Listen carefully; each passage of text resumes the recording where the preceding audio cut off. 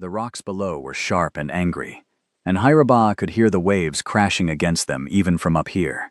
Her foot slipped on wet grass, and for one terrifying second, she felt nothing beneath her heel. "Don't move." The voice behind her was calm, too calm for a moment like this. She didn't turn around. She knew who it was. She had been running from him for 3 months, and every single time, he found her. Every single time. "Stay away from me." Her voice shook, and she hated that. She never wanted to sound weak in front of Seryun Hwan. "Nahiraba, step back from the edge." "So you can do what? Drag me back to Seoul? Control my life some more?" She heard him move closer, and without thinking, she stepped backward. Her other foot found only air.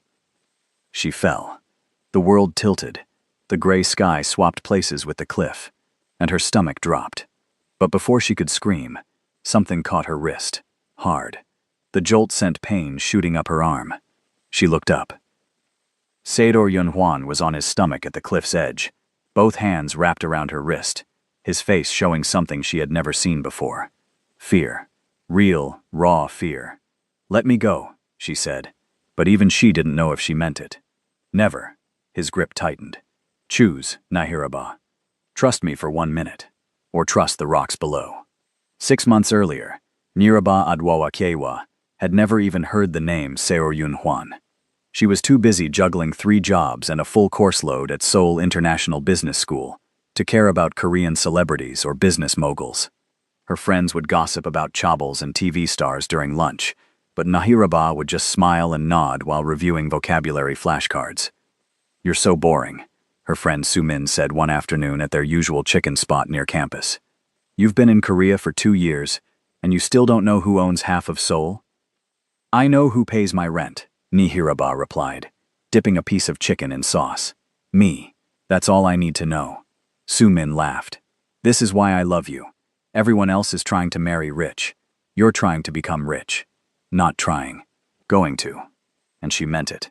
Back home in Ghana, her mother cleaned houses to send money for her education.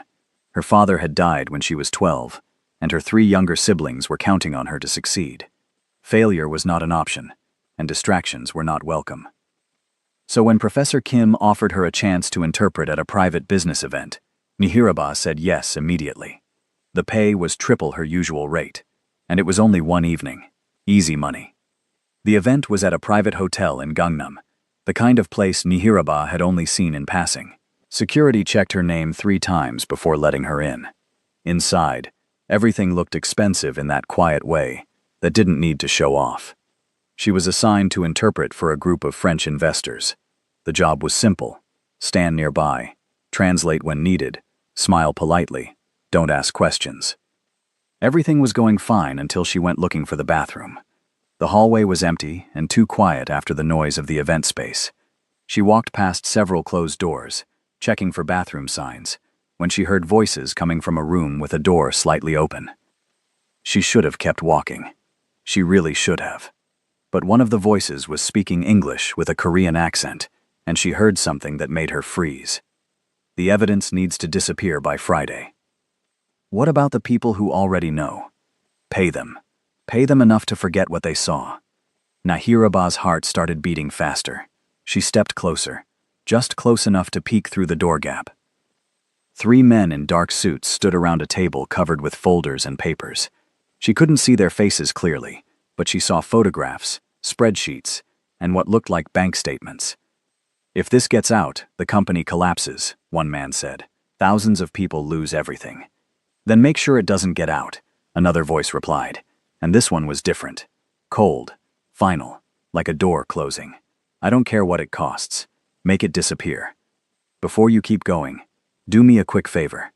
If you love stories that keep you on the edge of your seat, hit that subscribe button. Trust me, you'll want to see where this goes. Now, back to the story." Nahiraba stepped back carefully, trying not to make a sound. Her mind was racing. Evidence disappearing. Paying people to stay quiet. Company collapse. This was not normal business talk. This was something else. She hurried back to the event, found the actual bathroom, and splashed cold water on her face. Maybe she had misunderstood. Her English was perfect, But maybe the context was different. Maybe this was just normal corporate stuff that sounded bad out of context. She tried to focus on her job for the rest of the evening, but her eyes kept scanning the room, trying to figure out who had been in that hallway room. At the end of the night, Professor Kim found her near the exit. "You did well tonight, Nihiraba. Actually, someone specifically asked about you." Her stomach tightened. "Asked about me?" "Yes. One of the hosts wanted to know your name and which school you attend. I think you made a good impression." Professor Kim smiled. "This could lead to more opportunities." "Who asked?" "CEO Huan. Seo Yun Huan. Very important man." The name meant nothing to Nihiraba then, but she nodded and smiled and said thank you. On the subway ride home, she Googled the name. Her phone screen filled with images of a man around 30 years old, sharp features, dark eyes, always photographed looking slightly bored at fancy events. The articles called him a genius businessman, the youngest CEO of Huan Industries, untouchable, private, rumored to have connections that went beyond legal business. One headline caught her eye: "The Mafia boss of Seoul's business world?" It was just a gossip article, probably exaggerating for clicks, but Nihiraba felt cold anyway. The next morning, she woke up to find an envelope had been slipped under her apartment door. Inside was cash, a lot of cash, more than she made in 3 months, and a note: "Thank you for your excellent service. We hope to work with you again soon." No signature. Nihiraba counted the money twice, then 3 times. This was too much. Way too much for one evening of interpretation work. She tried calling Professor Kim, but it went to voicemail. She put the money in her desk drawer and tried to forget about it. But weird things started happening. 2 days later, her landlord knocked on her door. "Miss Kiowa, I wanted to let you know your rent has been paid for the next 3 months." Nihiraba blinked. "What? I didn't pay it yet." "Someone paid it. Advance payment, all 3 months." "Who?" The landlord shrugged. "The payment came through the building management company. They didn't say who." After he left, Nihiraba sat on her bed and stared at the wall. The money under her door, now this. Something was wrong. She called Sumin. "Maybe you have a secret admirer," Sumin said, trying to make it sound fun. "This isn't romantic. It's creepy. Someone is paying my bills without asking me." Rich people do weird things. Maybe someone at that event liked you and this is how they show interest. "By paying my rent? That's not interest. That's control." Su Min went quiet for a moment. "Do you think it's connected to those men you overheard?" "I don't know. Maybe. But why would they care about me? I was just there to translate French.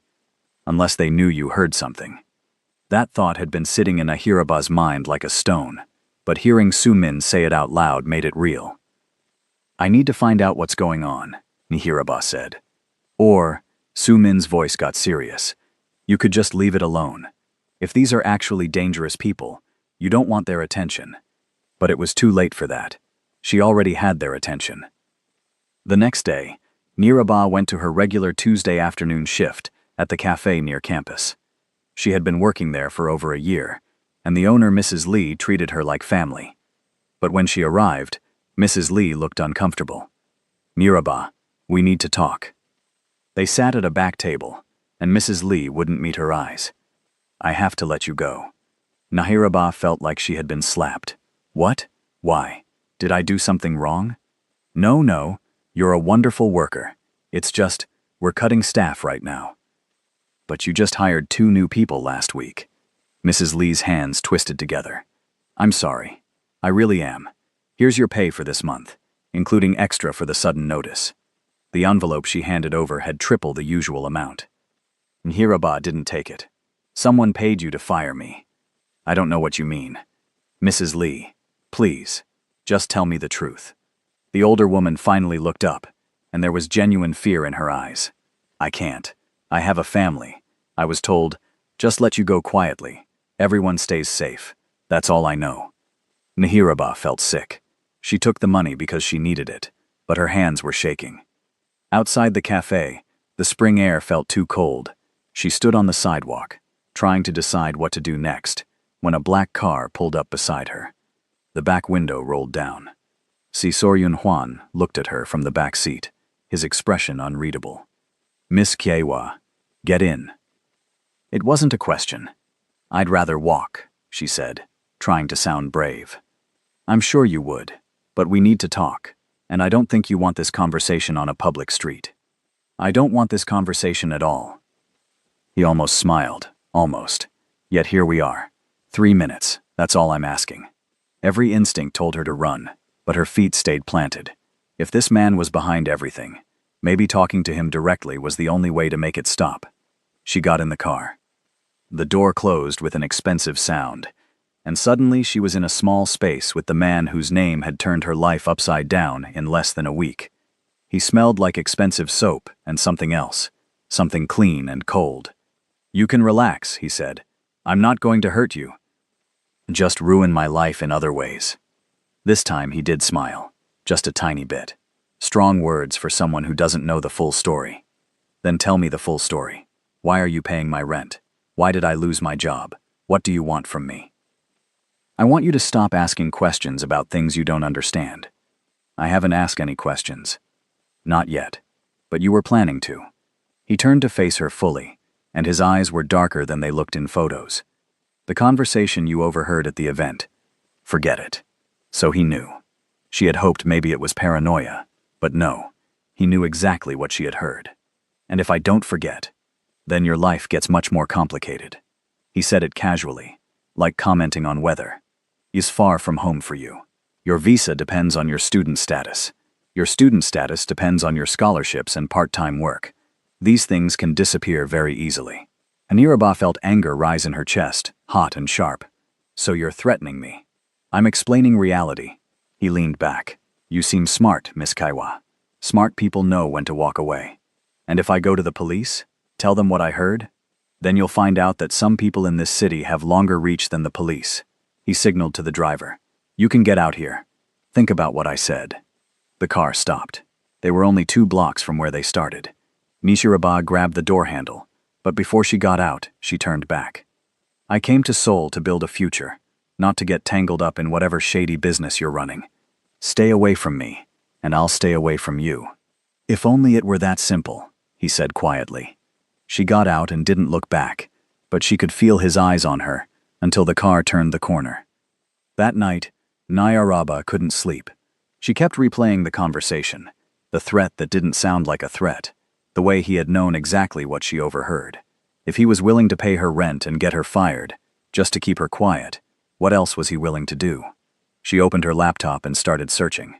Hanwhan Industries, Seijoryeon Hwan, Seoul business corruption, anything that might tell her what she had stumbled into. Most of it was normal business news, boring corporate stuff. But then she found a forum post from 2 years ago, someone claiming they used to work for Hwan Industries. If you value your safety, don't cross the Hwan family. I saw what happened to someone who tried to expose their financial tricks. The man lost his job, his house, and last I heard, he left Korea completely. They don't get their hands dirty, but they don't need to. They have enough money and connections to erase you without touching you. The post had been deleted, but someone had quoted it in a response. Mihiraba closed her laptop and looked around her small apartment. Everything she owned fit in this one room. Her clothes, her books, her dreams. She had worked so hard to get here, and now some rich man with dangerous friends was treating her life like a game board. No, she wouldn't let this happen. The next morning, she went to the university administration office and asked about transferring to a different program in a different city. Busan, maybe, or Daegu. Somewhere far from Seoul and Seryunhwan. The administrator was helpful at first, pulling up her records, nodding along. Then her expression changed. Oh, I see you have a scholarship flag on your account. What kind of flag? It says any major changes to your enrollment need to be approved by the scholarship board. That's strange. This wasn't here last semester. Can you remove it? I don't have authorization. You'll need to contact the scholarship office directly. Nihiraba spent the next 3 hours being transferred between different offices, each person saying they couldn't help. She needed to talk to someone else. By the time she gave up, it was clear. Someone had made sure she couldn't easily leave Seoul. She was walking back to her apartment, furious and scared in equal measure, when her phone rang. Unknown number. Hello? Nihiraba. It's Professor Kim. I heard you've been asking about transfers. Word traveled fast. Too fast. I'm considering my options, she said carefully. I see. Well, I wanted to let you know about an opportunity. There's a project that needs an interpreter. 3-month contract, very good pay. The client specifically requested you. Let me guess. Huan Industries? Professor Kim hesitated. The client wishes to remain private for now, but it's a legitimate offer. I can send you the details. No thank you, Professor. I'm not interested. She hung up before he could respond. This was insane.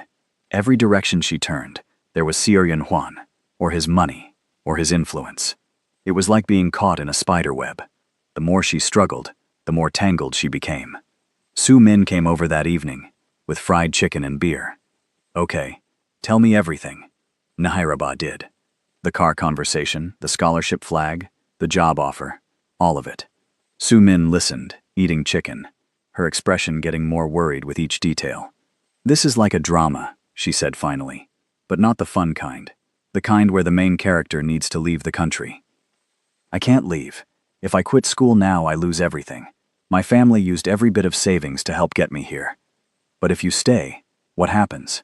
This guy clearly doesn't want you talking, and he has the power to make your life miserable until you either shut up or disappear. I haven't even done anything. I just heard a conversation. I didn't record it. I didn't tell anyone except you. I haven't gone to police. Why is he so worried? Su Min took a long drink of beer. Maybe because whatever you heard is really, really bad. Bad enough that even the possibility of you talking is too much risk. They sat in silence for a moment. What are you going to do? Su Min asked. I don't know, but I'm not going to let some arrogant rich man run my life. Famous last words. The next week was quiet, too quiet. No mysterious payments, no job offers, no black cars. Nahiraba started to wonder if maybe her message had gotten through. She had made it clear she wanted nothing to do with Seoryun Hwan, and maybe he had decided she wasn't worth the trouble. She should have known better. On Friday evening, she was at her second part-time job, tutoring English at a language academy, when the director called her into the office. Jiraba, I'm afraid I have bad news. Here we go again. Several parents have complained that they want a native English speaker for their children's tutor. I am a native English speaker. I grew up speaking English in Ghana. The director looked uncomfortable. They specifically requested, they want someone from America or England. That's discrimination. I know, and I'm sorry. But parents pay premium rates, and they're threatening to leave if we don't accommodate their requests. Nahiraba felt tired. So tired. How much did he pay you? What? Never mind. She gathered her things. I'll save you the trouble of firing me. She walked out into the Seoul night, and for the first time since coming to Korea, she felt completely defeated. This wasn't about business or evidence or whatever secrets Seoryun Hwan was protecting. This was about power. He had it, she didn't, and he was making sure she understood that. Her phone buzzed. Text from unknown number. There's a cafe 2 blocks from where you are. I'm waiting inside. Please come talk. I think we started wrong. She almost deleted it, almost kept walking. But then she thought about her mother back home, working herself to exhaustion, her siblings who looked up to her, the dreams she had carried all the way from Accra to Seoul. If she was going to fight, she needed to understand what she was fighting. She found the cafe. It was small, almost empty at this hour. Seoryun Hwan sat at a corner table, and for the first time, he wasn't wearing a suit, just a dark sweater and jeans. He looked younger, less like a corporate villain, and more like a regular tired person. She sat down across from him, without ordering anything. You need to stop, she said. I know. That surprised her. She had expected excuses or more threats. Then why don't you? He was quiet for a long moment, turning a coffee cup in his hands. Because every time I decide to leave you alone, something else happens that makes me think you're not safe. Not safe from what? From you? From the situation you accidentally walked into. He looked up, and there was something in his eyes she hadn't seen before. Worry, maybe. That conversation you heard. It wasn't what you think. Then explain it. I can't. Can't or won't. Both. He pushed a folder across the table. This is a contract. 3-month interpreting job. Legitimate work. Good pay. Take it or don't. But either way, I need you to trust that I'm not your enemy. You got me fired from 2 jobs. You're controlling my student records. You threatened my visa. How is that not being my enemy? I'm trying to protect you. Nhairaba laughed, but there was no humor in it. By ruining my life? By keeping you close enough to ensure nothing worse happens to you. What's worse? What are you talking about? He stood up. Read the contract. Think about it. And hey, Nhairaba, please stop digging into things. Not for my sake, for yours. He left cash on the table for the coffee she hadn't ordered and walked out. Nhairaba sat there for a long time, staring at the folder. Every smart instinct she had said, don't open it. Don't get more involved. Find a way out of this mess. But she opened it anyway. The contract was straightforward. 3 months, interpreting services for international business meetings. Rate was 5 times what she normally made. The client was listed as a subsidiary of Huan Industries. Clipped to the back was a note in handwriting. I know you don't trust me. You have no reason to, but people are watching you because of what you overheard, and not all of them work for me. The safest place for you right now is where I can see you. I'm asking, not threatening. The choice is yours. People watching her. Not all of them work for me. What did that mean?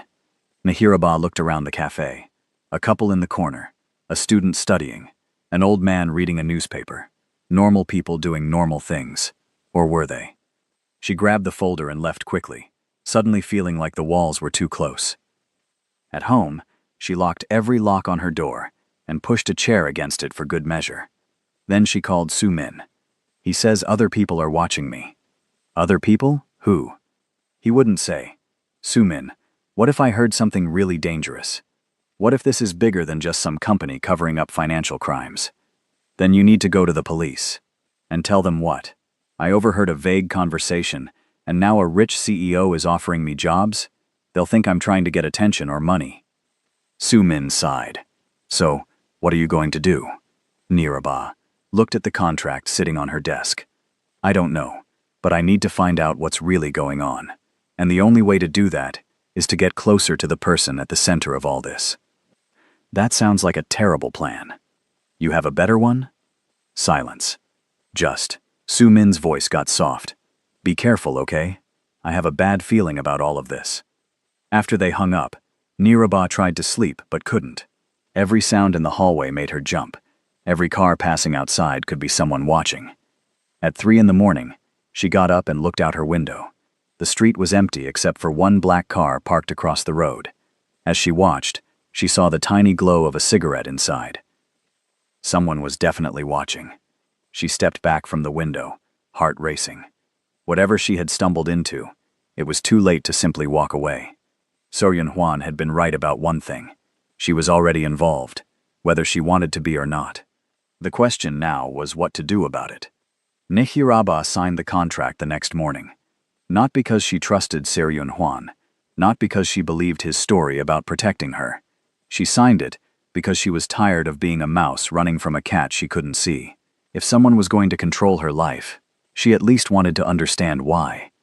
She scanned the signed document and emailed it before she could change her mind. The response came in less than 5 minutes. Contract received. A driver will pick you up Monday at 9 a.m. Dress professionally. Thank you for your cooperation. Cooperation, as if she had any real choice. That weekend dragged by. Nhairaba kept checking the window, and the black car was always there. Different times of day, but always there.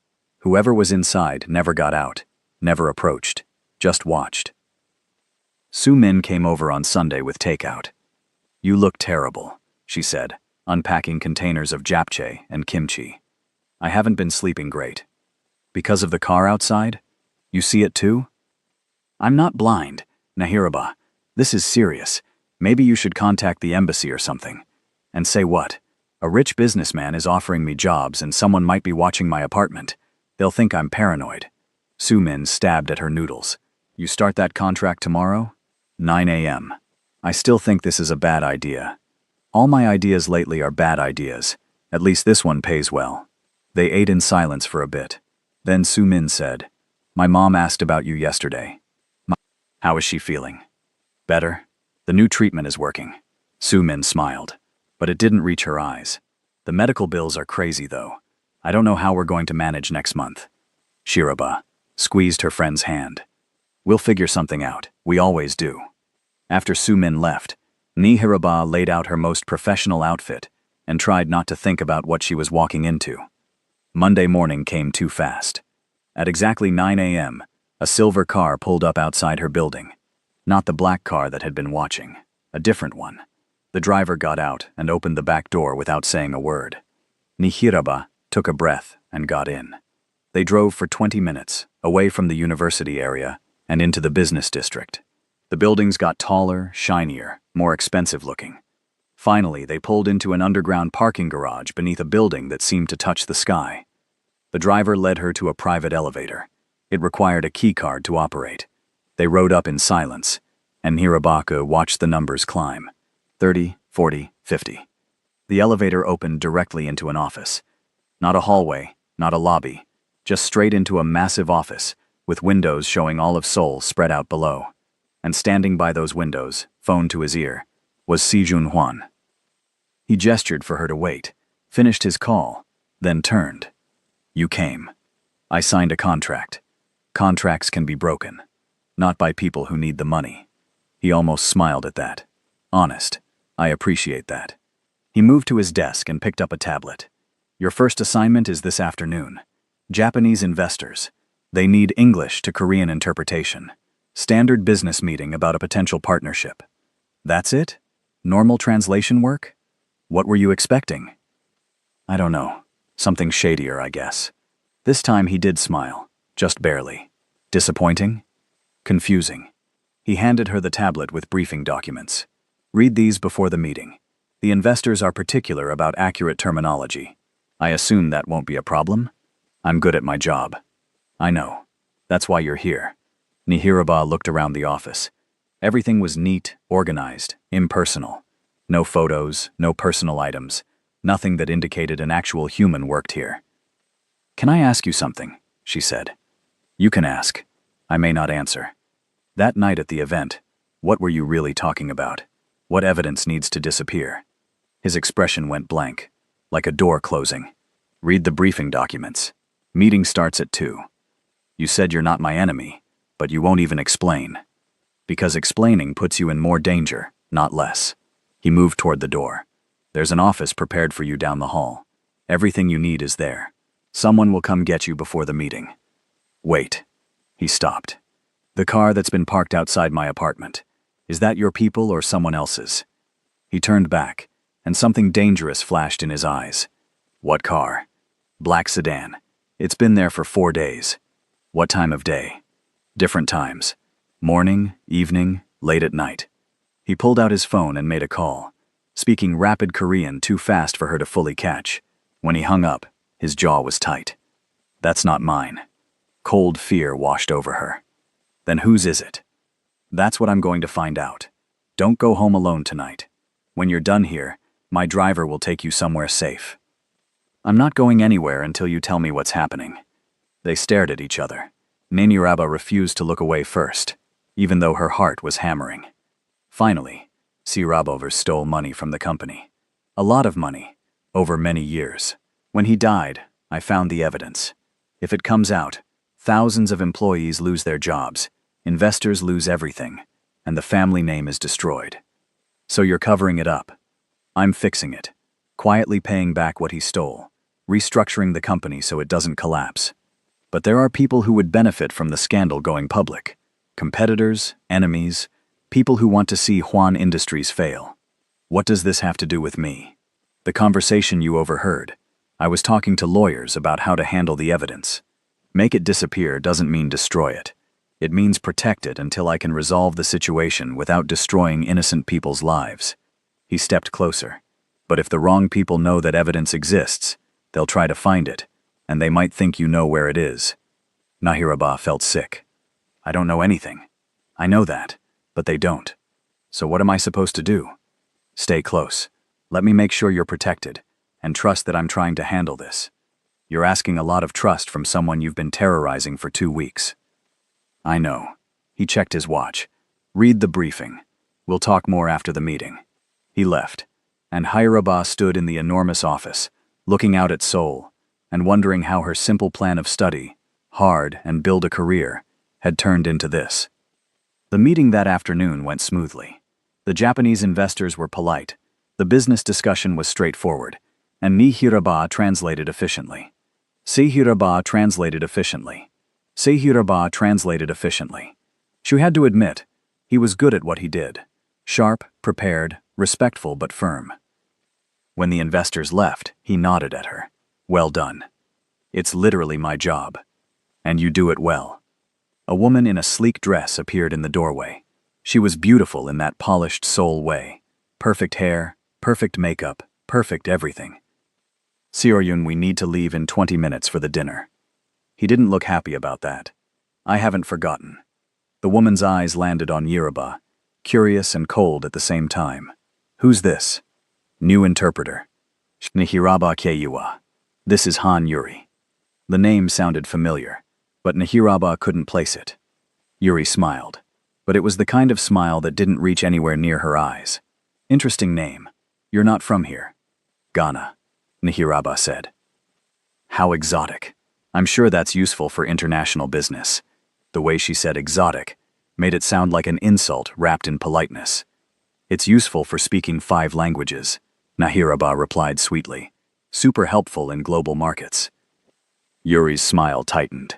Seoryun cut in. Yuri, wait for me downstairs. I'll be there shortly. After she left, Nihiraba said, she seems lovely. She's complicated. Is she your girlfriend? She's a family obligation. That's not an answer. He looked at her for a long moment. No, she's not my girlfriend. But our families expect us to marry eventually. Expect? What are you? In a historical drama? You'd be surprised how traditional some families still are, especially when billions of dollars are involved. He grabbed his jacket. My driver will take you to a hotel tonight. It's secure. Stay there until we figure out who's watching you. I have class tomorrow. Skip it. I can't just skip class because some, maybe dangerous people might be watching me. You can. And you will. His voice was firm. Nihiraba, I'm trying to keep you safe. Work with me here. By controlling where I go and what I do, how is this different from what I was afraid you'd do? He stopped at the door. Because I'm asking, not forcing. If you really want to go home, go to class, pretend everything is normal. I can't stop you, but I'm asking you to trust my judgment on this. They looked at each other. One night, Nihiraba said, I'll stay at your hotel tonight, but tomorrow I'm going to class, and you're going to tell me everything I need to know to protect myself. Deal. The hotel was fancy, too fancy, the kind of place Nihiraba would never stay on her own.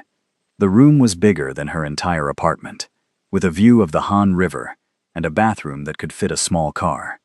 She ordered room service because it was free, and she was stress eating. While waiting for food, she video called her mother. Hira, baby, how are you? Seeing her mother's face made everything feel more real and more complicated at the same time. I'm good, Mama, just working hard. You look tired. End of semester stress. Her mother studied her through the screen. Something's wrong. I can see it in your eyes. Nihiraba wanted to tell her everything. The conversation, Seoryun, the car, all of it. But what would that accomplish except making her mother worry from thousands of miles away? Just regular struggles, Mama. Nothing I can't handle. They talked about her siblings, about her mother's church friends, about normal life things that felt like a different universe from where Nihiraba was sitting. After they hung up, she felt more alone than ever. The room service arrived, and she ate fancy hotel food while watching Korean TV she barely understood. She must have fallen asleep, because the next thing she knew, her phone was ringing, and sunlight was coming through the windows. Unknown number again. Hello? It's Seoryun. Don't leave the hotel yet. She sat up. What happened? Someone tried to access your apartment last night. Her blood went cold. What?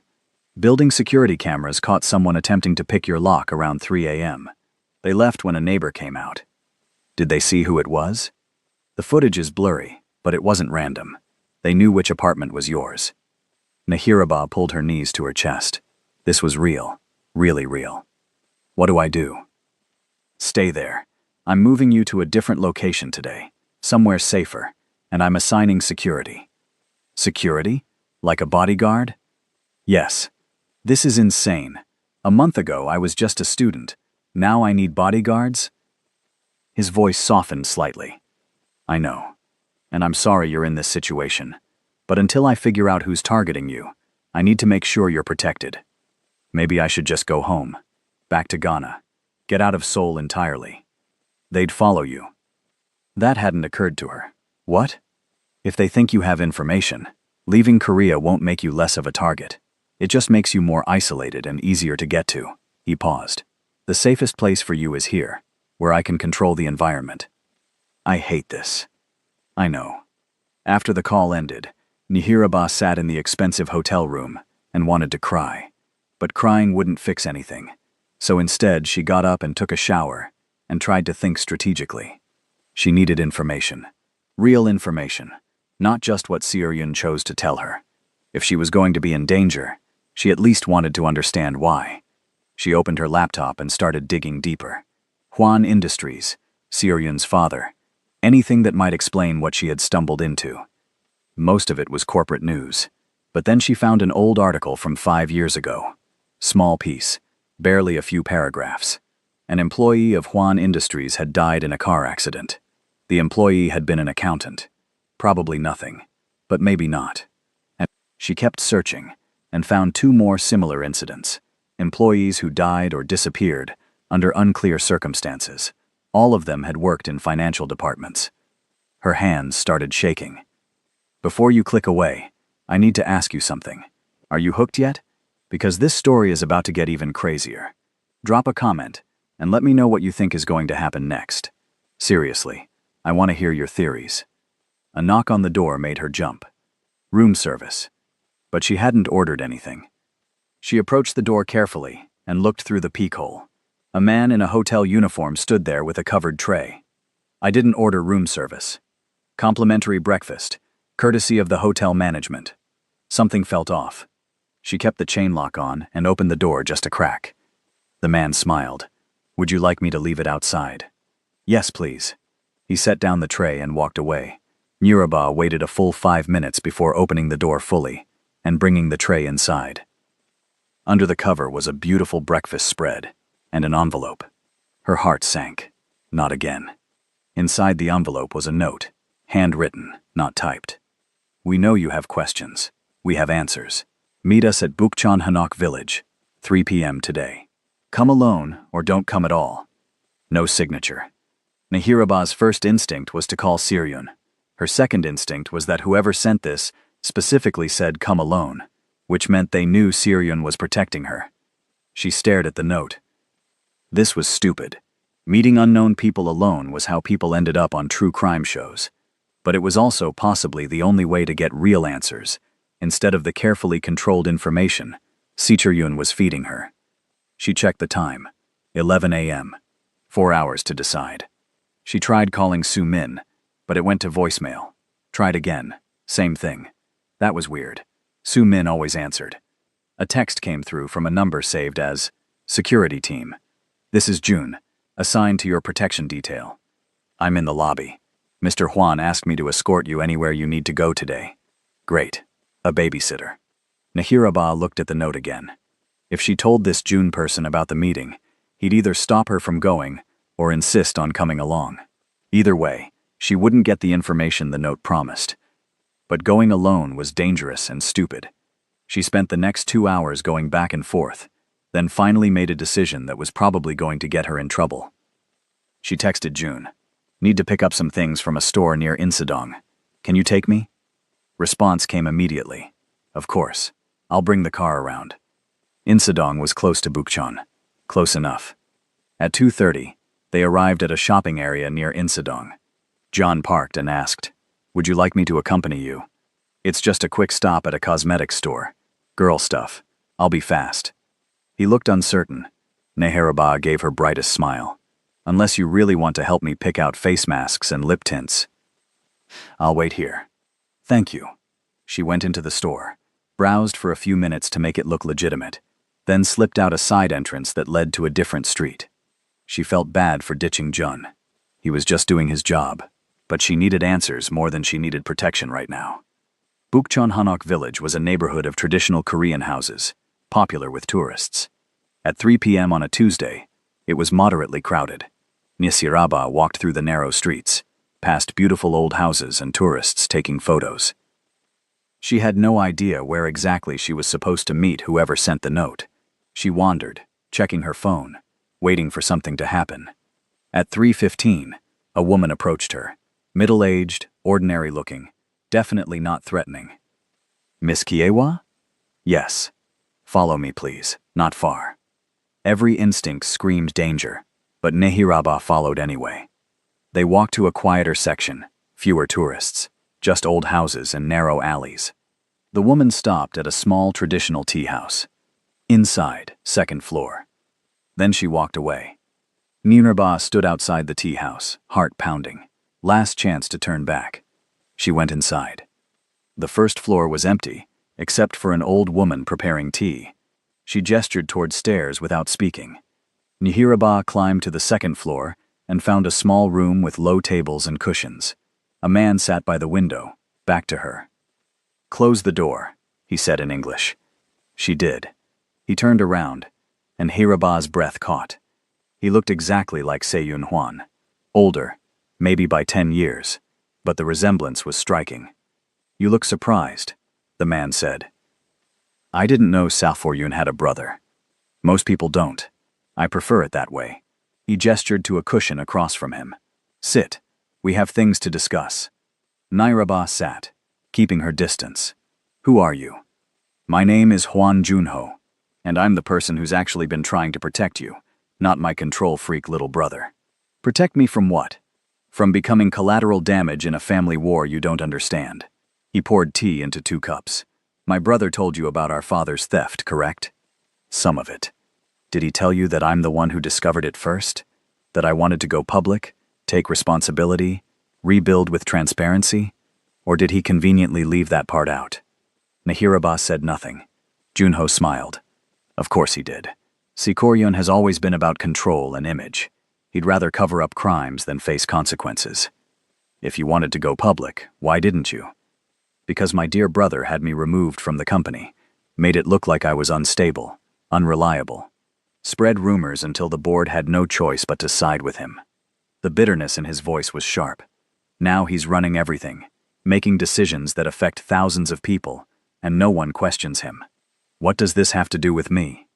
"You heard something you shouldn't have.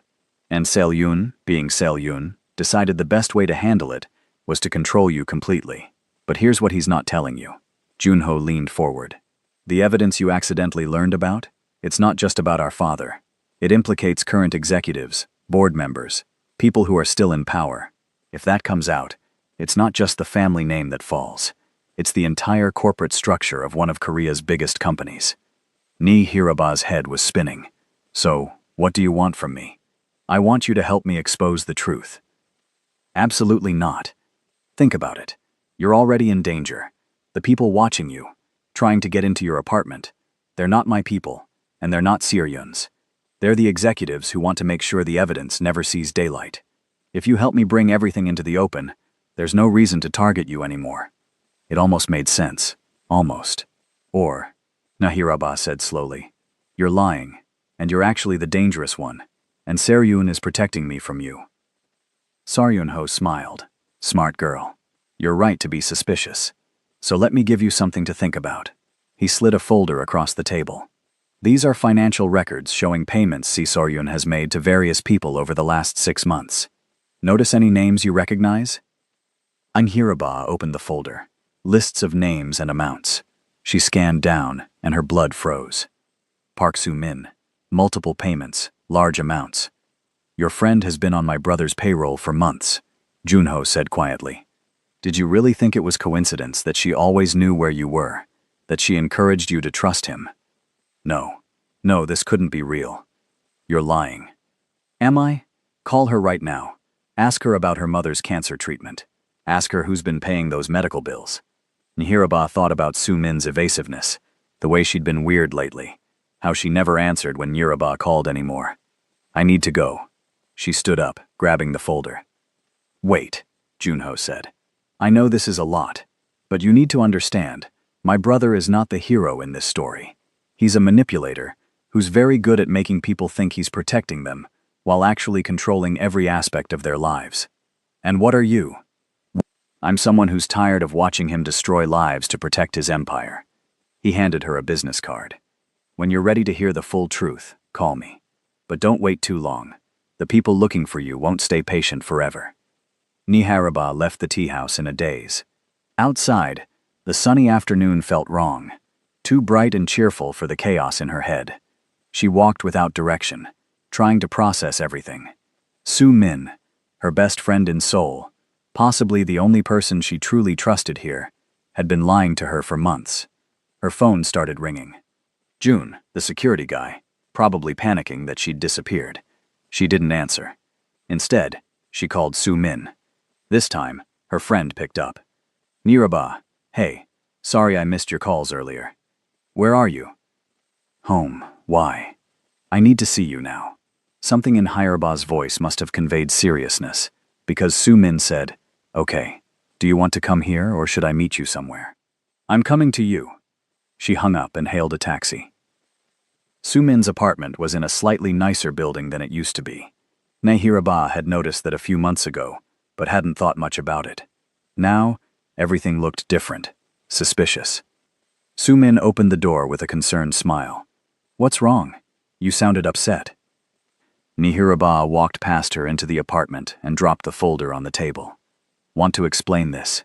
Su Min's face went pale as she looked at the financial records. Where did you get this? Is it true? Silence. Su Min, is it true? Has Seo Yunhuan been paying you? Her friend's eyes filled with tears. I can explain. So it is true. Nehiraba felt like the floor had dropped out from under her. How long? 4 months. 4 months. You've been lying to me for 4 months. I wasn't lying. I just didn't tell you everything. That's the same thing. Nehiraba's voice rose. I trusted you. You were the only person in this entire city I thought I could trust. And you've been working for him? It's not like that. He approached me after your first encounter, said he needed to make sure you were safe, and the best way to do that was to have someone close to you who could keep him informed. That's literally spying. You were spying on me. Su Min wiped her eyes. My mom was dying.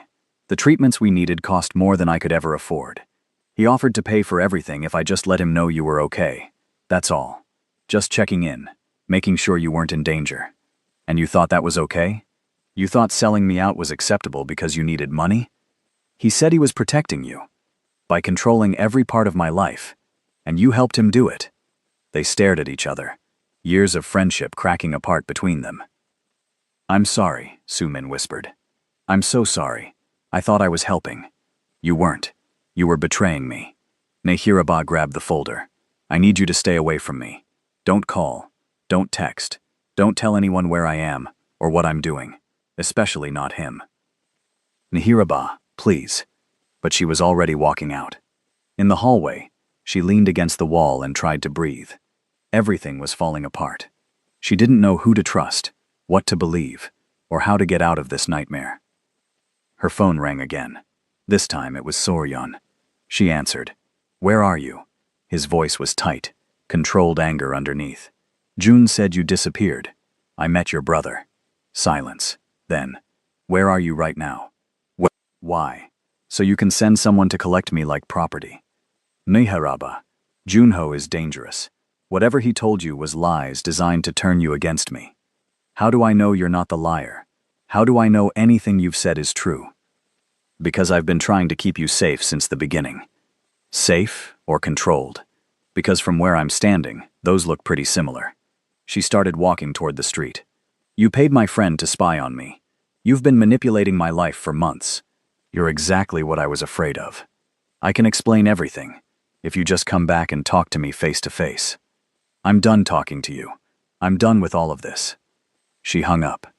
At the corner, she flagged down a taxi. She needed to get away. Somewhere neither Serion nor his brother could find her. Somewhere she could think clearly. Where to? the driver asked. East. Just drive east. She had heard about a coastal area outside Seoul, cliffs overlooking the ocean, quiet and isolated. Perfect place to disappear for a few days while she figured out her next move. The drive took 2 hours. Nahiraba watched Seoul disappear behind her and felt simultaneously relieved and terrified. She was running again, but this time she didn't know what she was running from or toward. The coastal village was small, just a few guest houses and restaurants. She paid cash for a room in a place run by an elderly couple who barely looked at her ID. The room was simple but clean, with a window overlooking the ocean. Nahiraba sat on the bed and finally let herself fall apart a little bit. She had come to Korea with such clear plans. Study hard, build a career, make her family proud. Now she was hiding in a seaside village, caught between two brothers playing power games she didn't understand, with enemies she couldn't identify. Her phone buzzed, multiple messages. Sivoryun, please tell me where you are. Sivoryun, Nahiraba, I'm worried about you. Sivoryun, at least let me know you're safe. She turned off her phone. That evening, she walked along the cliffs. The ocean stretched out forever, dark and vast. The wind was cold but felt good, real, cutting through all the confusion. She stayed out there until the sun started setting, painting the sky orange and pink. When she finally headed back to the guest house, she noticed a car in the small parking area. Silver, expensive looking, out of place in this tiny village. Her heart sank. Inside the guest house, the elderly owner said, "Your friend is waiting for you. I told him your room number." My friend? But she already knew. She climbed the stairs slowly, and sure enough, Siryun was sitting on the floor outside her room. He stood when he saw her. He looked tired, frustrated, and something else. Worried. Genuinely worried. How did you find me? Your phone's GPS before you turned it off. And logical deduction. You like the ocean. You mentioned it once. He took a step toward her. We need to talk. I have nothing to say to you. Then just listen. No. She moved past him to unlock her door. I'm done. With you, with your brother, with all of it. Tomorrow I'm buying a ticket back to Ghana and leaving Korea forever. You can't. Watch me. She got the door open, but before she could go inside, he said, My brother is the one who tried to break into your apartment. She froze. What? Junho. He's been trying to get to you since the beginning. Not to protect you. To use you against me. Sayuyun's voice was strained. He knows if he can turn you into a witness, or get you to say the wrong things to the wrong people, the entire company collapses, and I go down with it. Why should I believe you? Because I'm going to tell you everything, the full truth, no more hiding. He looked past her, out toward the dark ocean. But not here. It's not safe to talk in the open. Nahiraba wanted to slam the door in his face, but something in his eyes stopped her. That same fear she had seen briefly before, like he was barely holding something together. You have 10 minutes, she said, and opened the door wider. He came inside, and she immediately regretted it. The room was small, and having him in the space made everything feel too close, too intense. Talk, she said. He took a breath. Everything I told you about my father was true. He stole millions over the years. When I found out, I had two choices. Expose it, and watch thousands of innocent people lose everything, or fix it quietly and protect the company. You chose to cover it up. I chose to fix it.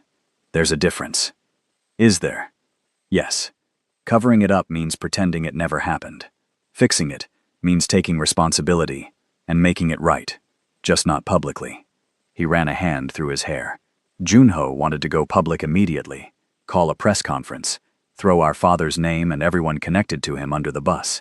He didn't care about the employees or the investors or anyone except making himself look like the righteous hero. So you had him removed from the company. He was going to destroy everything out of spite. I did what I had to do. Nahiraba crossed her arms. And me? Paying my rent, getting me fired, putting Su Min on your payroll. All of that was what you had to do? Yes. He looked at her directly. Because the night you overheard that conversation, someone else was there. Someone who also heard enough to be dangerous. And when that person couldn't figure out who you were, immediately, they started looking. I needed to find you first, and I needed to keep you close enough to protect, but far enough that you wouldn't dig deeper and make yourself a bigger target. By manipulating my entire life. By trying to keep you alive. His composure cracked slightly. You have no idea how dangerous this situation is. The people involved in covering up my father's crimes are powerful, connected, and they've killed to keep secrets before. The room went very quiet. Killed?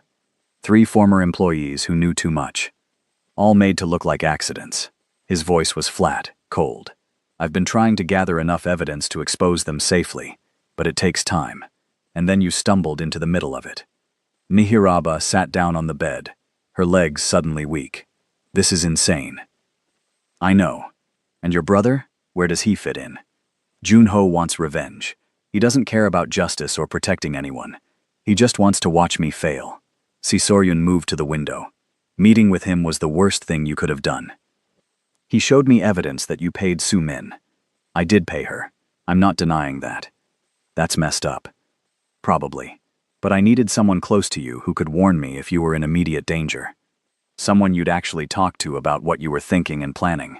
He turned back. Was it manipulative? Yes. Did it keep you safe? Also yes. You don't get to decide what's best for me. You're right. But would you have listened if I had just told you the truth from the beginning? If I had approached you and said, "Hey, you overheard something dangerous. Please trust me, a stranger, to protect you." She hated that he had a point. This whole thing is impossible, she said quietly. I know. They stood in silence. Outside, the ocean kept crashing against the rocks, endless and uncaring. What happens now? Nahiraba asked. Now you choose. Trust me, and let me finish handling this, or go to Junho and help him blow everything up. He moved toward the door. But know that if you choose him, people will die. Maybe not you, maybe not directly, but the fallout will be bloody. That's not fair. Nothing about this is fair. He opened the door, then paused. For what it's worth, I'm sorry. I never wanted you involved in any of this.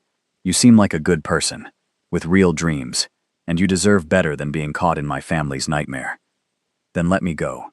Tell whoever's looking for me that I don't know anything, that I'm not a threat. I can't.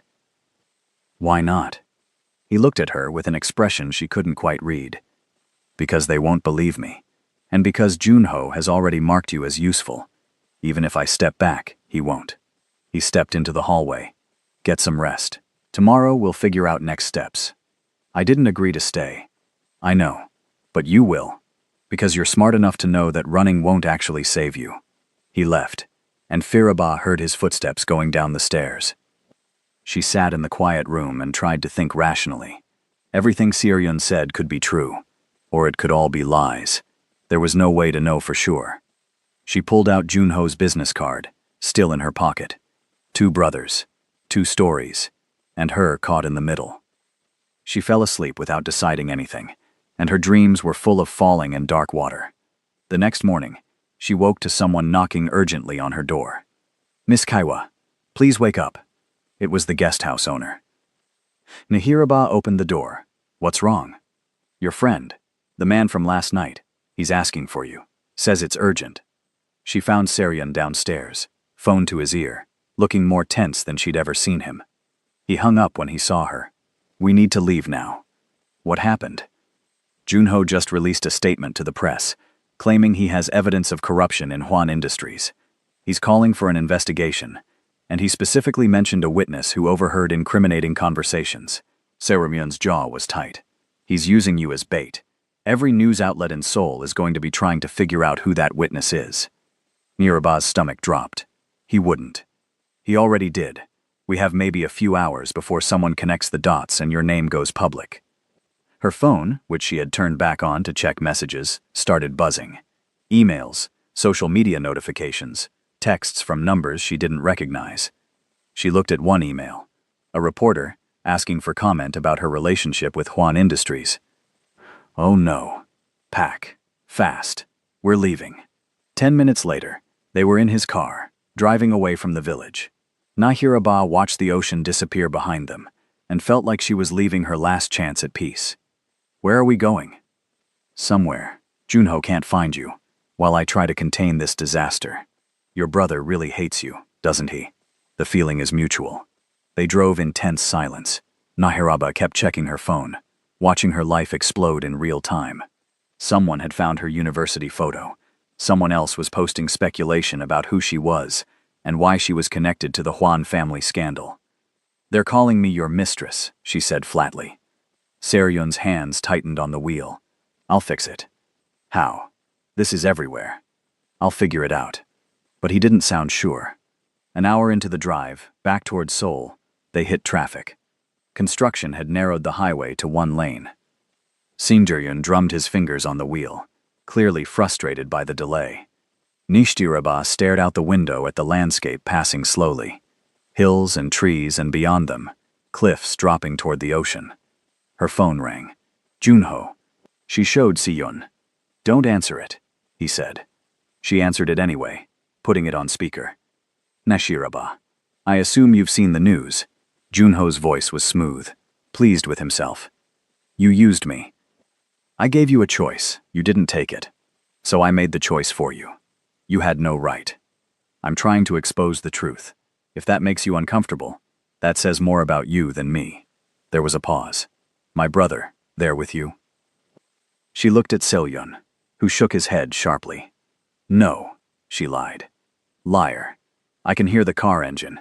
He's predictable, probably rushing you back to Seoul to hide you away." Junho laughed.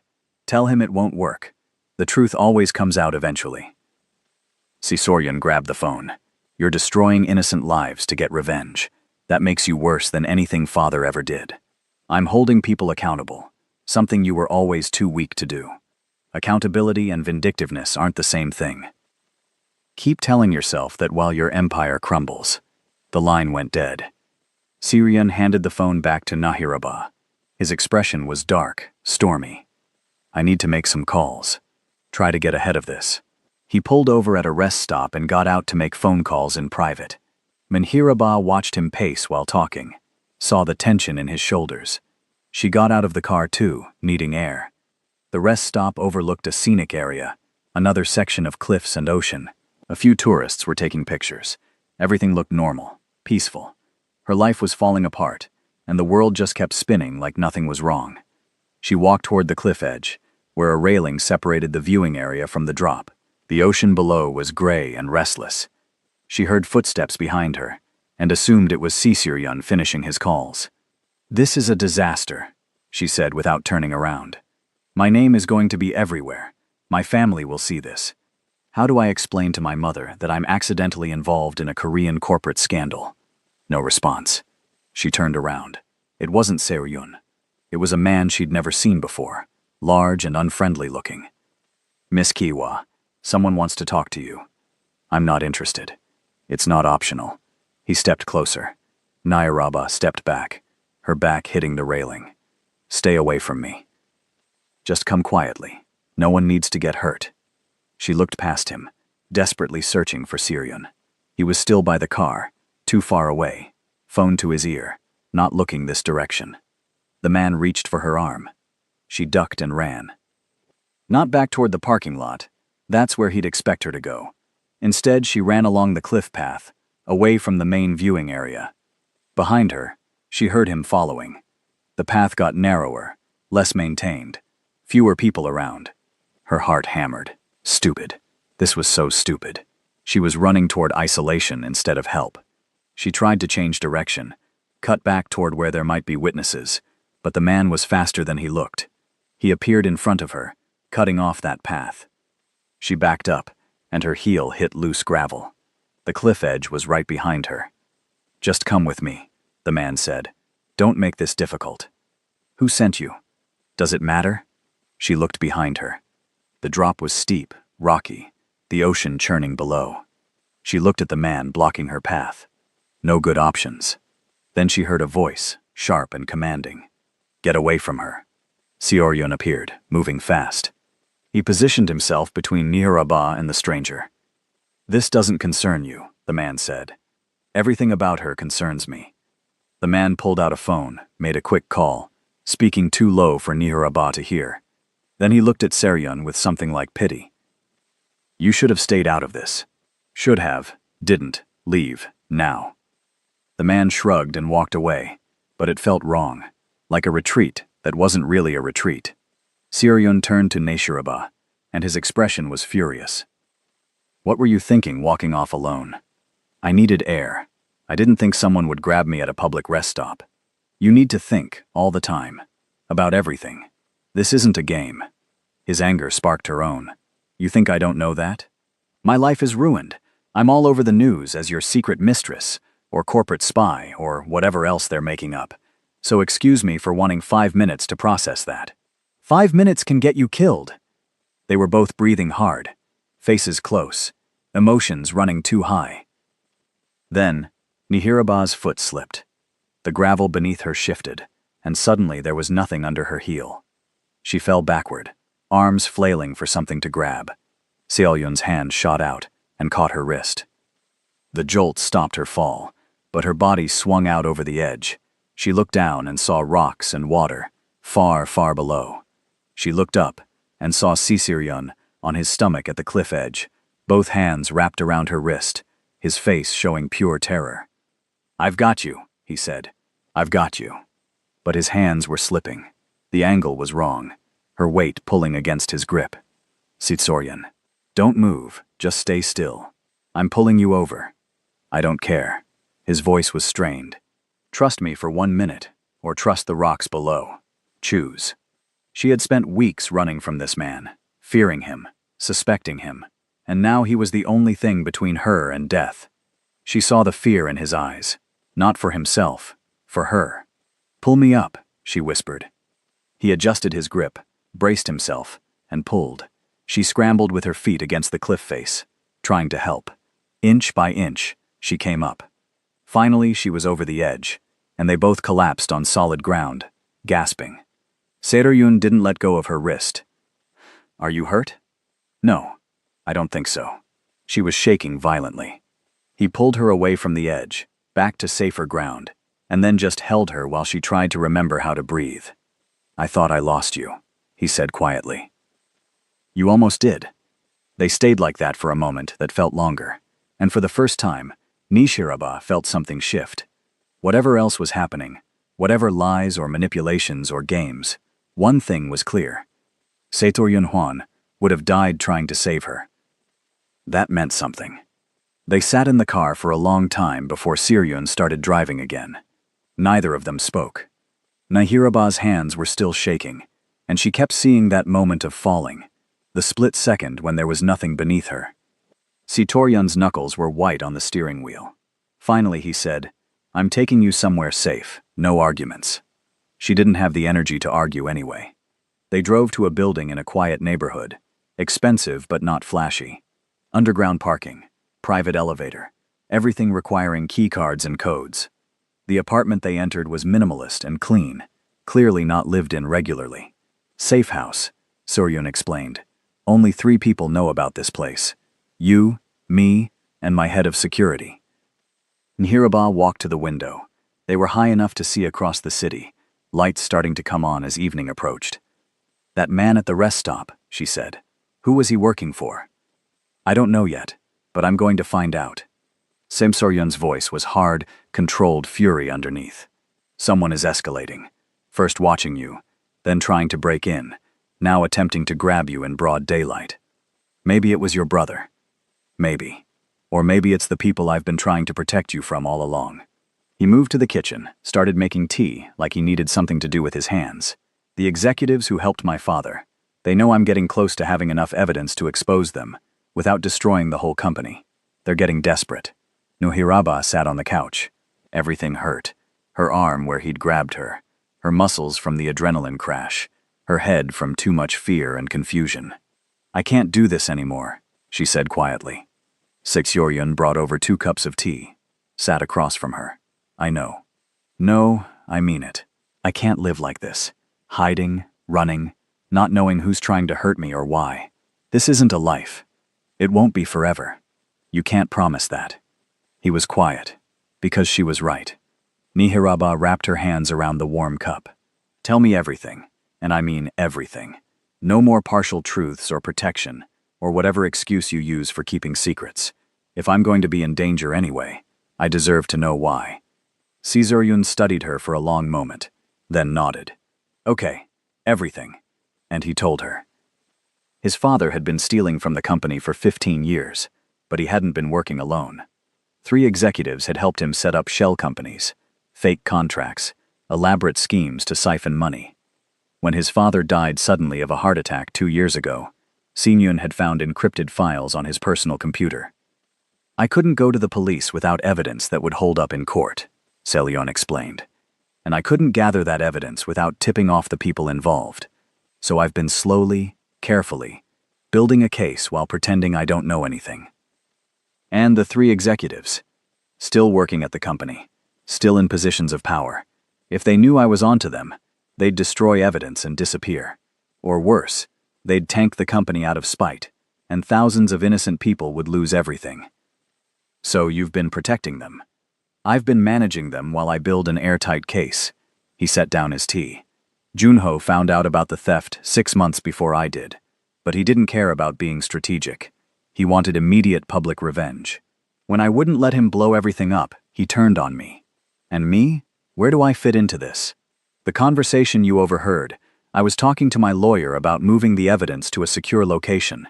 But one of the executives has someone inside my security team.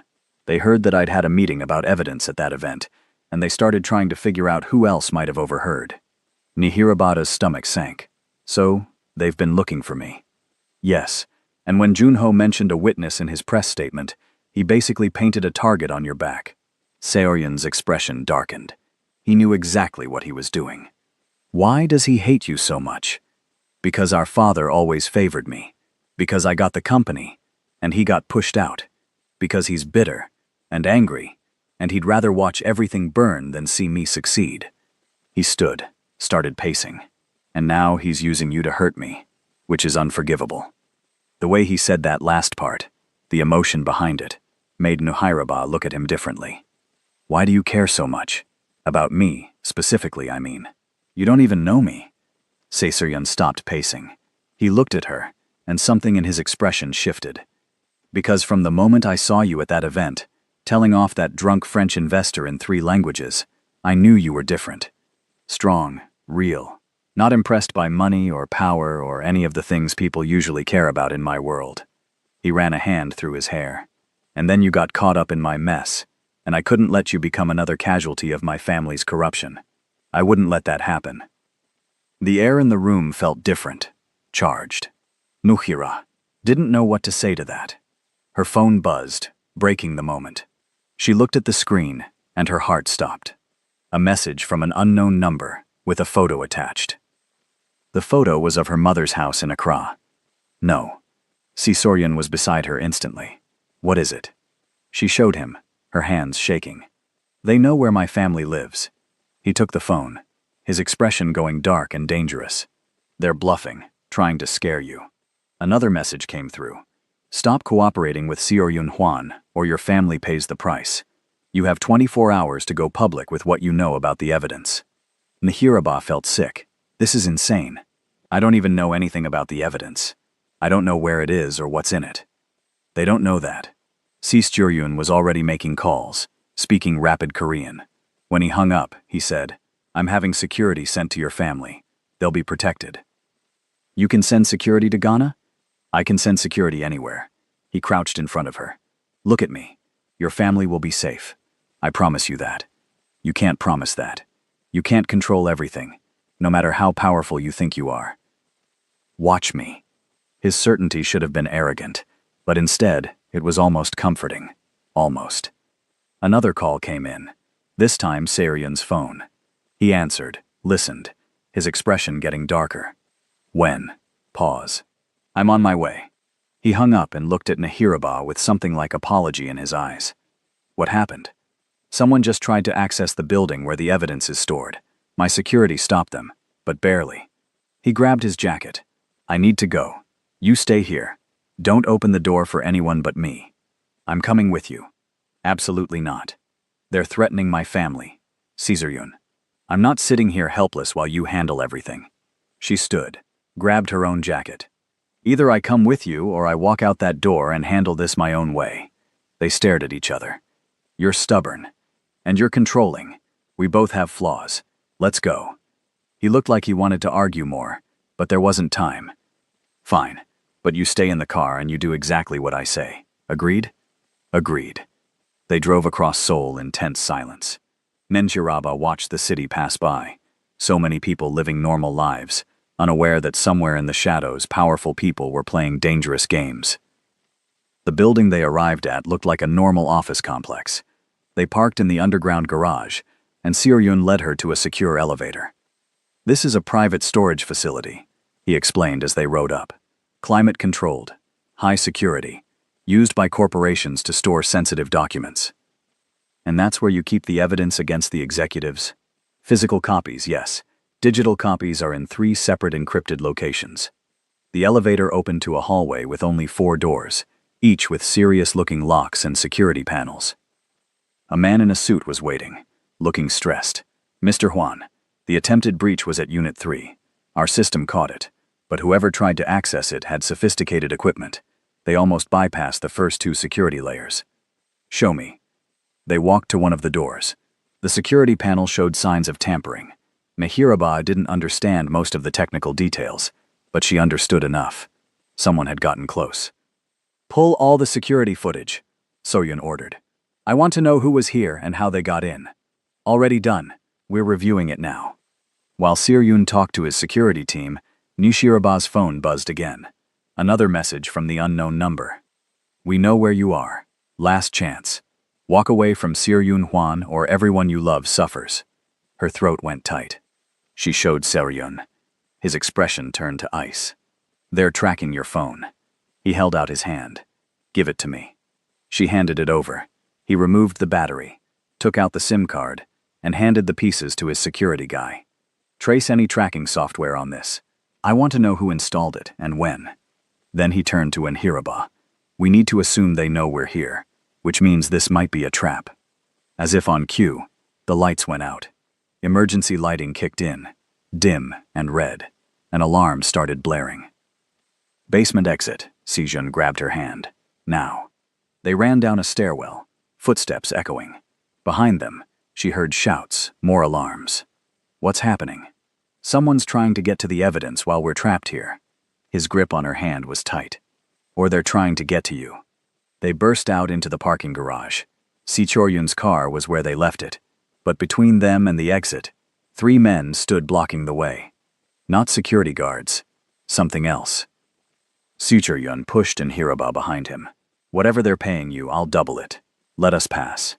Not about money, one of the men said. About sending a message. Before you go anywhere, I need you to do something for me. This story is getting wild, right? Stick around, because the ending is going to blow your mind. And hey, drop a comment telling me who you think is really behind all this. Is it Junho? The executives? Someone we haven't suspected yet? I'm curious what you think. The men started advancing. Seoryun pulled Enhiraba toward a different route, between parked cars, trying to get to an alternate exit. But more men appeared, cutting off that path too. They were surrounded. Nehiraba's heart hammered. This was it. This was how it ended, in a parking garage, because she'd overheard the wrong conversation at the wrong time. Then car engines roared to life. 3 vehicles came from different directions, screeching to stops around them. Doors opened, and more security personnel got out, these ones clearly on Seoryun's side. The men who had been threatening them scattered. A woman stepped out of one of the cars, elegant and composed despite the chaos. Han Yuri. Really, Seoryun? She said, looking annoyed. You couldn't handle a simple security breach without nearly getting killed? Yuri, what are you doing here? Saving you, apparently. She looked at Nehiraba with cool assessment. So you're the mysterious interpreter everyone's talking about. And you're the fiancé, Nehiraba replied. Ex-fiancé, actually. As of this morning. Yuri smiled. But it wasn't friendly. I called off the engagement. Decided I'd rather not marry a man who's clearly obsessed with someone else. Seoryun looked shocked. You did what? Don't sound so surprised. I have some pride. She gestured to the security team. Now can we leave before whoever sent those thugs sends more? They all got into the vehicles. Nehiraba ended up in a car with Seiran and Yuri, which was awkward on levels she didn't have words for. As they drove, Yuri said, "I assume you know about the executive situation?" "You know about that?" Sexarian sounded surprised. "Please, I've known for months. My father has business dealings with your company, and I'm not stupid." She examined her nails. "I also know your brother is trying to destroy you, and that this poor girl got caught in the middle." "Then why break off the engagement now?" "Because I'm tired of being part of your family drama, and because I met someone else." She smiled, and this time it was real. "Someone who actually looks at me the way you look at her." She nodded toward Nahiraba. Nahiraba felt her face get hot. Seoryun didn't deny it. They arrived at a different safe house, this one larger, with multiple security personnel visible. Inside, Yuri immediately took charge, which seemed to be her nature. "Okay, here's what I know," she said, pulling out a tablet. "The 3 executives working with your father, they're planning something big. My sources say they're going to make a move within the next 48 hours to either destroy the evidence or destroy you. Maybe both." "What sources?" Seoryun asked. "I have my own network, thank you very much. Did you think I just sat around planning wedding details while engaged to you?" She pulled up documents on her tablet. "I've been building my own case against them. Figured it would be a nice wedding gift to help you take down the people poisoning your company." Nahiraba couldn't help but be impressed. "You did all this while pretending to be just a society girlfriend? People underestimate me because I like designer clothes and spa days." "Their mistake." Yuri's smile was sharp. "Now, the question is, how do we expose them before they make their move?" Seoryun was looking at his ex-fiancée with what might have been respect. "You really have evidence?" "Independent evidence that corroborates yours. Between the two, we have enough to bury them." She looked between Seoryun and Nahiraba. "But we need to move fast, and we need to keep her safe, because they're clearly using her as leverage." As if summoned by the mention, Nahiraba's reassembled phone rang. Different number, but she knew who it was. She answered on speaker. "Miss Kayewa, I hope you're reconsidering your choices." The voice was older, male, unfamiliar. "Who is this?" "Someone who would prefer you return to Ghana and forget everything you think you know." "I don't know anything."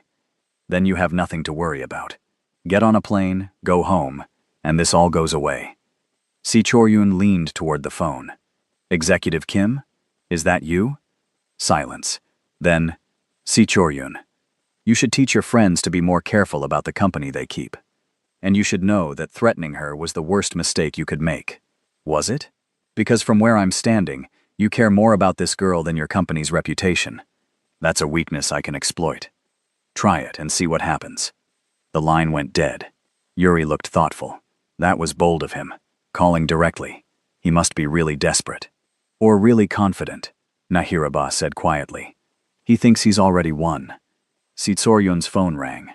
He answered, listened, and his face went pale. "When?" Pause. "I'm on my way." He hung up and looked at them both. "Someone just leaked the evidence to the press. All of it. The theft, the cover-up, everything." "Junho," Yuri said. "Has to be. He must have gotten access somehow." Seoryun was already moving toward the door. "I need to do damage control before this destroys the entire company." "Wait," Nahiraba said. "If the evidence is already public, then there's no reason to threaten me anymore, right? I'm not useful." They all stopped. "She's right," Yuri said slowly. "If everything's out in the open, she's no longer leverage." "Unless the executives want revenge," Sao Choryun said darkly. "They know I was protecting the evidence, which means they know I was building a case against them. They might go after her just to hurt me." "Then we end this tonight," Yuri said. "We go on record with everything we know. We make sure the executives are the ones who go down, not the company. We control the narrative before they can spin it." Simirian looked at Niriaba. "That means you'll have to give a statement. Tell the press what you overheard. Confirm that you witnessed conversations about covering up evidence. You'll be in the spotlight." Everything in Hiraba wanted to say no. She didn't want attention, didn't want to be part of this scandal, didn't want her face and name attached to corporate corruption in a country that wasn't even her home. But she thought about her mother working multiple jobs to support the family, about her siblings looking up to her, about the person she wanted to be, brave and strong, and someone who did the right thing even when it was hard. "Okay," she said. I'll do it. The next few hours were chaos. Lawyers arrived, prepping Nairaba on what to say and how to say it. Yuri coordinated with media contacts, setting up interviews that would tell their side of the story first. Sisoryan worked with his board to get ahead of the scandal, presenting the evidence against the executives before anyone could claim he was part of the corruption. At midnight, they held a press conference. Cameras, reporters, questions shouted from every direction.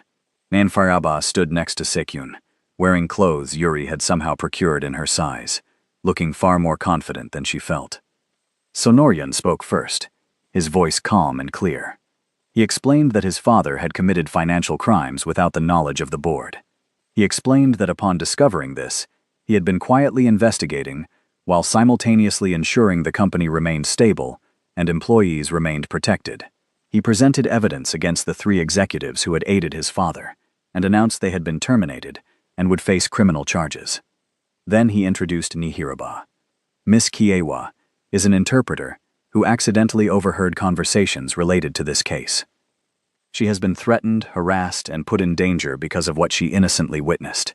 I want to make it absolutely clear that she is a witness, not a participant, and anyone who suggests otherwise will face legal action. The reporters went wild with questions. Nihiraba stepped to the microphone, hands shaking but voice steady. I'm a graduate student from Ghana, studying international business in Seoul. I love this city, and I've worked hard to build a life here. A few weeks ago, I was hired to translate at a business event. I overheard a conversation that I misunderstood as something criminal. When I tried to figure out what was happening, I accidentally became a target. She looked directly at the cameras. I don't have any evidence. I don't have any secrets. I was just in the wrong place at the wrong time. And I'm grateful to Mr. Hyan for protecting me when he didn't have to. More questions, more chaos. But Yuri stepped forward and announced the press conference was over. Afterward, in a quiet room away from the cameras, Nihiraba collapsed into a chair. That was the most terrifying thing I've ever done. You were perfect, Yuri said, looking at her phone. Social media is already turning in our favor. People love the narrative of innocent foreign student, protected by noble CEO. I don't care about narratives. I just want this to be over.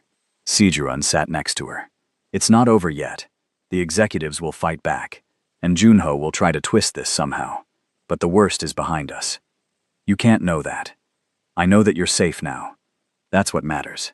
The way he looked at her made Nihiraba's heart do something complicated. Yuri cleared her throat. I'm going to give you two some privacy. Nihiraba, it was nice meeting you. You're much tougher than you look. Thanks, I think. After Yuri left, Nihiraba and Serian sat in silence. Finally, she said, what happens now? Now the legal process plays out. The executives will be prosecuted. Junho will probably face consequences for the way he released the evidence. The company will recover, eventually. He turned to face her. And you go back to your life. Just like that? Just like that. No more threats, no more security details, no more hiding. You're free. It's what she wanted, what she'd been demanding for weeks. Freedom to live her life without interference. So why did it feel like something was ending that she wasn't ready to let go of? I should probably transfer to a different school, she said quietly. After all this publicity, staying at Seoul International Business would be weird. Or you could stay. Build the career you came here for. Don't let my family's mess chase you away from your dreams. She looked at him. And you? What do you want? He was quiet for a long moment. I want you to be happy, safe, free to make your own choices without powerful men manipulating your life. That's not what I asked. I know. He stood, walked to the window. But it's the only answer I can give, because anything else would be selfish. Nihiraba stood too, frustrated. You just held a press conference telling the world you were protecting me. You grabbed my wrist when I fell off a cliff. You've turned your life upside down to keep me safe. And now you're going to pretend you don't care? I didn't say I don't care. Then say what you mean. He turned to face her, and the expression in his eyes made her breath catch. I mean that I've been half in love with you since the day you told me you'd rather trust rocks than trust me. I mean that every time you ran, finding you was the only thing that mattered. I mean that when you fell, I would have gone over that cliff with you, rather than let go. His voice was raw, honest. But you deserve better than getting tangled up with someone whose life is this complicated. You deserve simple, easy, someone who doesn't come with death threats and corporate scandals. Nahiraba's heart was hammering. What if I don't want simple? Nahiraba, I'm serious. What if I spent weeks being terrified of you, and then I realized you were the one person who kept showing up? The one person who actually saw me as more than just a problem to solve. She stepped closer. You're arrogant and controlling, and you make terrible decisions about when to tell people the truth. But you also saved my life, multiple times, and you never once treated me like I was less than you, even though you could have. That's a low bar. It's higher than you think. They stood close enough that she could see the exact moment he stopped resisting what was between them. If we do this, he said quietly, it won't be easy. My world is complicated. Good thing I'm smart enough to handle complicated. And stubborn enough to argue with me constantly. Someone has to keep you humble. He almost smiled. I don't know how to do simple relationships. I don't know how to be anything other than intense, and probably too much. Then we'll figure it out together. She reached for his hand. As equals. As partners. Not as powerful CEO and person he's protecting. Agreed? He looked at their joined hands, then at her face. Agreed. And then he kissed her. It was soft and careful, like he was afraid she might disappear. She kissed him back. Weeks of fear and tension and reluctant attraction, finally finding an outlet. When they pulled apart, they were both breathing hard. That was, she started. Yeah. They stood there, foreheads touching, and for the first time in weeks, Nihiraba felt like maybe everything would actually be okay. The next few weeks were a blur of legal proceedings, media attention, and slowly returning to normal life. The executives were formally charged. Junho faced sanctions for how he released the evidence, though he avoided jail time. The company's stock took a hit, but recovered faster than expected, largely because Seoryun handled the crisis with transparency and decisiveness. Wahiraba went back to classes. Her professors were understanding about her absences, and while some students whispered when she walked by, most people moved on to the next scandal pretty quickly. Sumin reached out multiple times, apologizing and asking to talk. Ninchiraba eventually agreed to meet for coffee. I don't expect you to forgive me, Sumin said, hands wrapped around her cup. What I did was wrong. I betrayed your trust. You did, Niraba agreed. But I also understand why. Your mom was dying. You were desperate. That's not an excuse. No, but it's an explanation. She took a breath.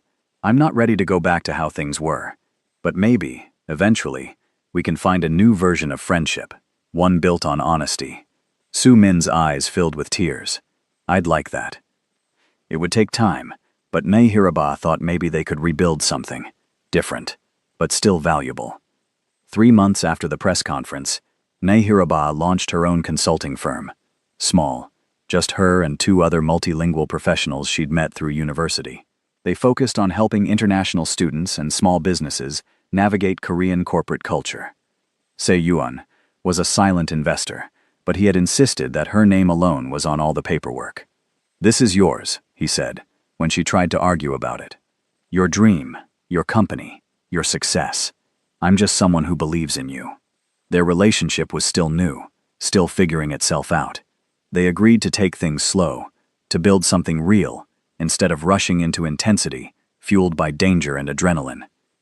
Which meant coffee dates and normal conversations, and learning each other outside of life or death situations. Turned out, Sichun was actually funny when he wasn't being mysterious and controlling, and Nifraba discovered she liked him even more when they were just 2 people talking about books and food, and dreams for the future. 6 months after the cliff, Nifraba stood in her small office, looking at contracts for her 3rd corporate client. Her phone rang. Syrian. Are you busy? He asked. Always. What's up? Can you get away for the weekend? Maybe. Why? There's something I want to show you. She smiled. Is this going to be another one of your mysterious surprises that turns out to be both impressive and slightly controlling? Possibly. Will you come anyway? Yes, but I'm bringing pepper spray just in case. He laughed. Fair enough. That weekend, he drove her out of Seoul. She recognized the route after a while. We're going to the coast? You said once that you liked the ocean. They ended up at the same cliffs where she'd nearly fallen. But this time, There was no danger, no running, no fear, just the two of them, and the endless ocean, and the wind that smelled like salt and possibility. They walked to the edge, safely back from where the ground got unstable.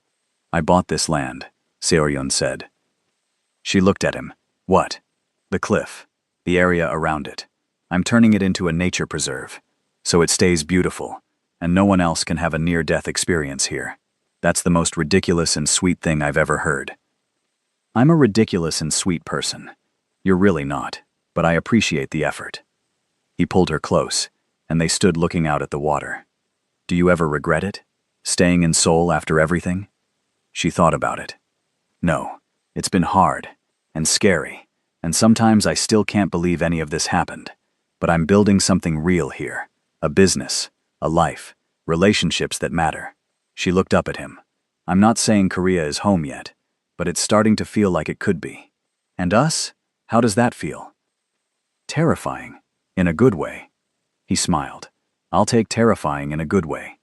They stayed at the cliffs until sunset, watching the sky turn orange and pink and purple, and for the first time since that night at the business event, Nihiraba felt completely at peace. No one was chasing her.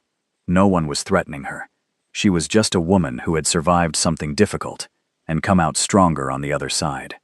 As they walked back to the car, Seoryun said, "Thank you." "For what?" "For trusting me, even when you had every reason not to. Thank you for catching me when I fell." "Always," he said, and she believed him. Back in Seoul, life continued. Nihiraba's business grew. She hired 3 more staff members, including another Ghanaian woman, who had been struggling to find work despite excellent qualifications. Her mother visited for 2 weeks and was surprisingly charmed by Seoryun, though she did give Nihiraba multiple lectures about being careful with powerful men. "I know, Mama," Nihiraba said. "Trust me, I know." On the 1-year anniversary of the night she'd overheard that conversation, Nihiraba and Seoryun had dinner at a quiet restaurant. Not fancy, just good food and easy conversation. "Can I ask you something?" she said over dessert. "Always. That first night, when you found me at the coastal guest house, you said you knew I'd be there because I mentioned liking the ocean, but I never told you that." He looked slightly embarrassed. "I may have read every single one of your social media posts, trying to understand who you were." "That's creepy." "I know. I'm working on being less creepy. How's that going?" "Not great, apparently." She laughed. "At least you're honest about it now." As they left the restaurant, walking through Seoul's busy streets, Nihiraba thought about the girl who had arrived in this city 2.5 years ago. So determined, so focused, so sure that success meant doing everything alone. She'd learned differently. Success sometimes meant accepting help. Strength sometimes meant admitting you were scared. And trust sometimes meant taking a leap, even when you couldn't see where you'd land. "What are you thinking about?" Seoryun asked. "Rocks," she said. He stopped walking. "Rocks? That day at the cliff, you asked me to choose between trusting you or trusting the rocks below. I chose you, and it was the scariest thing I'd ever done." She smiled. "But I'd make the same choice again, every time." He pulled her close, right there on the busy Seoul sidewalk, and kissed her while people walked around them and the city buzzed with life. When they pulled apart, he said, "For the record, I would have jumped after you if you'd chosen the rocks." "I know. That's why I chose you." They walked home together through the city that had tried to break her, but instead had made her stronger. And Nihiraba Adwoakewa, the blessed child from Ghana, knew that whatever came next, she could handle it. After all, she'd survived corporate conspiracies, cliff edges, and falling in love with an impossible man. Everything else would be easy by comparison. Before we wrap this up, I just want to say thank you for sticking with this story until the end. Until next time, remember that sometimes the scariest choice is the right one. Trust yourself, trust the process, and never let anyone make you choose the rocks.